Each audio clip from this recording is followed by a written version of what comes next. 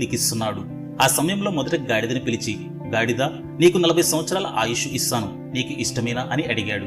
గాడిద విచారంగా, స్వామి, నేనెప్పుడూ బరువులు మోస్తూ శ్రమతో జీవిస్తాను, నాకు 40 ఏళ్లు అవసరం లేదు, 20 ఏళ్లు చాలు అని చెప్పింది. దానికి బ్రహ్మదేవుడు సమ్మతించాడు. తర్వాత కుక్కని పిలిచి, కుక్క, నీకు 40 సంవత్సరాల ఆయుష్ ఇస్తాను, నీకు సమ్మతమేనా అని అడిగాడు.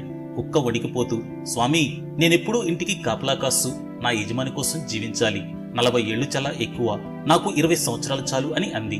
బ్రహ్మదేవుడు కూడా నిజమే కదా అని అంగీకరించాడు.